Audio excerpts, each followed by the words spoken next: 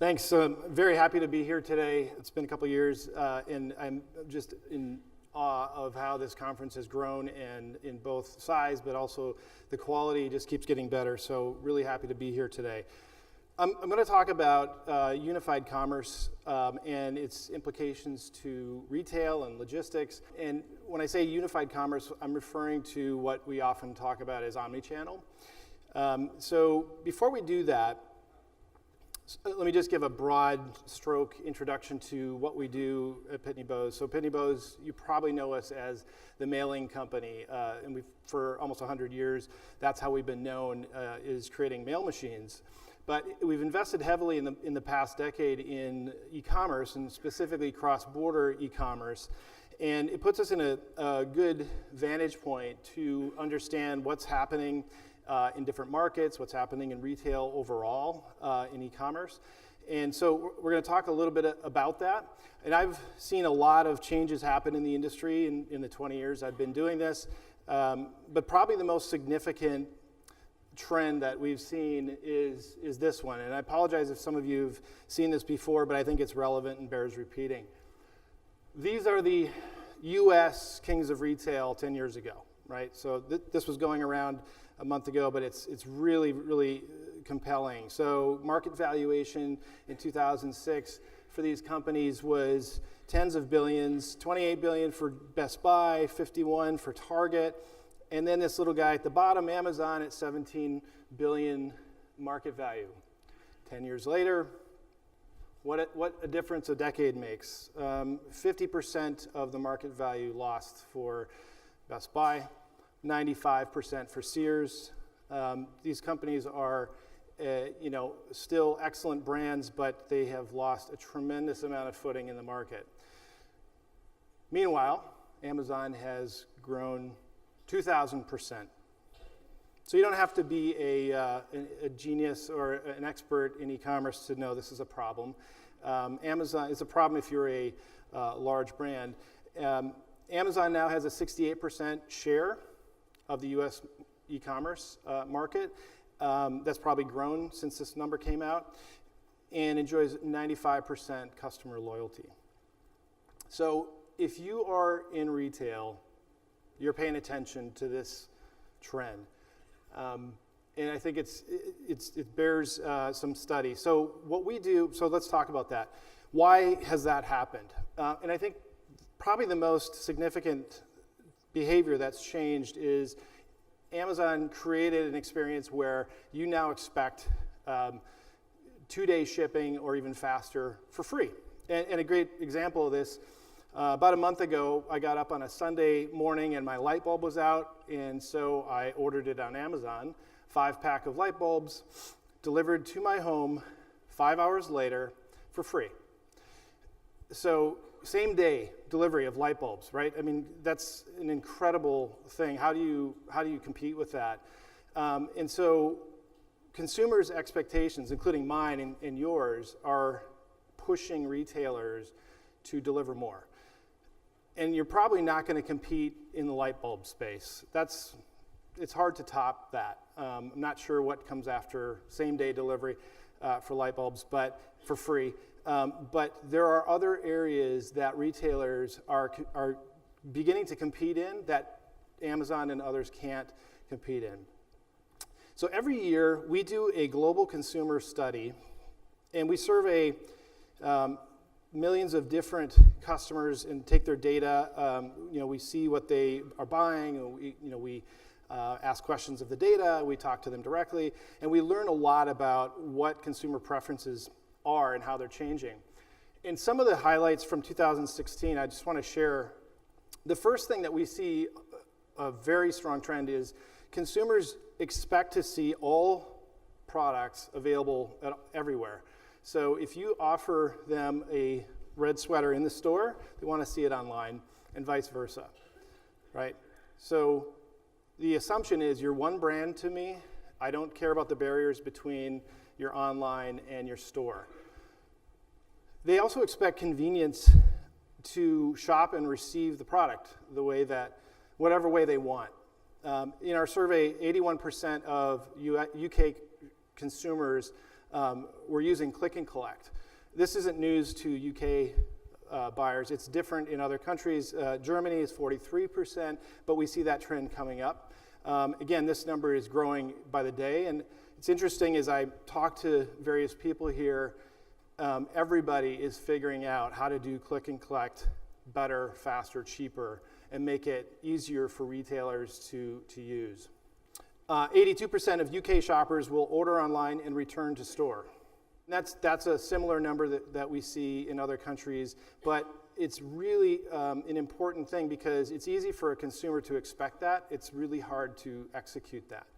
If you're an e-commerce retailer, what you're going to find is all kinds of barriers, and I'll talk about that in a minute. The next thing is personalized experience. So what do I mean by personalized experience? I mean, do you know your customer online and offline? So when a VIP walks into a store, they don't have a VIP t-shirt on. You have to identify that customer somehow. Do you know that they buy 12 times a year and have spent 5,000 pounds with your brand? It's easier to find that online because they have to log in or there's some way to identify them. It's much more challenging in the store. But if you don't recognize that customer, you're underserving them. And so this is part of and consumers know that they're VIPs, by the way. They know how much they spend and they expect to be treated special. So a personalized experience. Do you remember that I prefer click and collect? So there's a lot that goes into that, but I want to be treated special. And then last, no surprises, no hassles. And what I mean by that and what we see in the data is, start with cross-border. One of the reason we're in business is when a consumer buys something from outside their country, often they will get a duty or tax bill when the parcel arrives, which is a terrible experience. It's a surprise. Customers don't understand duties in many cases. And so that's a surprise, and it's not something that they'll be back for. That's the last time they're going to shop if they get a duty charge. Another example is inventory surprises. I had a colleague who ordered a Christmas gift in December, 3 days after the purchase, very close to Christmas. She got an out-of-stock notification. She'd already paid for the product, but now the order's canceled. So that's, again, the last time that person will probably shop with that brand. So no surprises on inventory, no surprises on the border, and then no hassles when it comes to things like returns. It doesn't matter. Customers don't care about your IT problems. They see your brand, and they want to be able to buy it online, return to store, or vice versa, or buy it while I'm traveling and return it once I get home if I don't like it. So these are more advanced use cases. They're a little bit new to many retailers, but the market is changing quickly. So what does success look like? There are some great examples of retailers and brands and marketplaces who are doing smarter, unified commerce in the UK, in the US, all over, and I'll talk about some of them. But the first thing is breaking down those barriers, erasing the barriers between online and offline. This is not a new message. People have been talking about this since I've been doing retail, but it's amazing how slow the progress has come. So making your brand look the same, making your pricing coherent and rational, whether it's being displayed via mobile device or online or in the store. And so blending those two experiences is a critical success factor for retail today. And the second is, it's not enough to play in your own country or even the EU. The expectation for global brands is that you're reaching global customers. I don't have the air travel numbers, but I saw recently just the visitors from outside the country. This is becoming the norm. Go take a vacation, get acquainted with brands in that country, and then buy again when you're at home. So those are consumers that they're new to many of the retailers, and they're customers you want to take care of. So reaching them, taking on the complexity of cross-border, and that includes understanding the restrictions regime, the different countries that you're going into, how to market to those customers. Totally different to market in China versus Korea versus the UK versus the EU. The approach is different. It's not a shipping project, it's an enterprise project. And then finally, adopt a unified commerce approach. So that definitely needs some explanation. What do I mean? So when I joined a large, well-known retailer 15 years ago, they were talking about multi-channel, and then it turned into omnichannel. But it was the same thing. It was a bunch of parallel projects trying to solve different use cases that they've heard from customers. But what's lacking in that approach is a unified view and looking at the customer first. So who is that customer? Let's make sure our CRM system understands who that customer is, and we can show know that same information, whether it's in store or online. And so adopting a unified commerce approach is bending your company around the customer, bending your technology, bending your logistics, starting there and not starting from what do I have already and trying to make all of it work differently. So why have retailers found this why they found it so difficult to achieve? This is why many of us are here. I think both on the logistics side and the technology integration side. The first thing is technology. Investment for the last decade plus have really been fragmented by function. Most retailers have a few dozen key systems that need to work together, and now we're asking them to do different things than they were designed. So online inventory is not talking to store inventory. Promotion systems are different. So it's a huge barrier for them. The second thing is, let's say you figure out the technology portion, but the organization also needs to be aligned. Here's a classic problem. When I buy online but ship from store, who gets the revenue credit? There's probably a dozen versions of little conflicts like that, and so it starts with organizing the company the right way and aligning goals, again, bending your company around what the customer is asking for. It's hard. So organizational is probably the second big challenge that we see frequently. And then lastly, it's subject matter expertise. Again, these are new capabilities for retailers that often don't exist in the current traditional skill set. So learning about the social media differences in each country, learning the delivery preferences in each country. We talk about a lot about the local brand recognition of the carrier, how important it is for customers in Russia to know their carrier, or in China or everywhere, really. We tend to have a first world, U.S. View of our carriers and partners.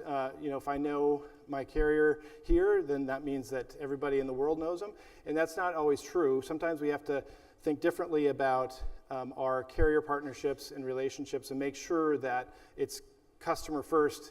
Do they recognize who this provider is? So subject matter expertise has become a really difficult barrier for many people, and it leaves some open questions for how to get where we want to go. It sounds challenging, and it is, but there is help. I think the first thing I would say, if you are in cross-border, if you are in retail or selling things, the first thing is don't hesitate. The people who are hesitating are going to get left behind. So the investments in unified commerce, making your customer the number one focus is critical. So consumers expect unified commerce to happen now. They expect to be able to buy any way they want, get their product delivered any way they want, and then have returns happen any way they want. The second thing I want to leave you with is creating bridges between your existing systems. There's no way to rip and replace the entire platform that you've invested so heavily in. So finding ways to bridge the systems that you have is critical. And then looking for partners to help accelerate. This room and this whole conference are filled with people who do that. And so helping your company get where it needs to go faster is going to require partners who can do cross-border, who can do delivery better than you could figure out on your own. And that's a good thing. And then I think play to your strengths, press your advantage as a retailer. This is something we talk with a lot of our retailers. They're concerned about the Amazon effect, but the big ace that they have is they know how to run a store. They know how to reach customers in a store. That's a step ahead of where Amazon is today, and is going to be a big wedge for beating Amazon at taking their customers away. And then, as I've said, designing the experience from the customer back. I think really a focus continually on what are our customers saying today, and how do we make sure we're meeting them where they want to be tomorrow.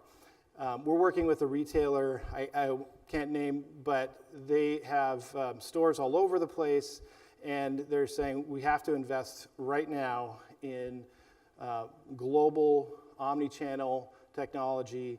We have to figure out ways to tear down the borders between our systems.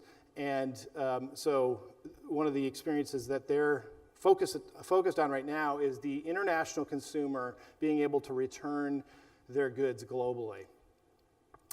Whether it's in a store in Hong Kong or in London or in the US, shouldn't matter. It does matter behind the scenes, but to a consumer it doesn't. And so it's really about designing that experience customer back. So there will be casualties. This is a battle for consumers, people with some agility to work with better providers of delivery capabilities are going to be the ones who come out on top, I believe. I firmly believe that stores plus great logistics partners are the way to not just win, but to thrive in this space. So thank you very much. It's been a pleasure, and I'll see you out there on the floor.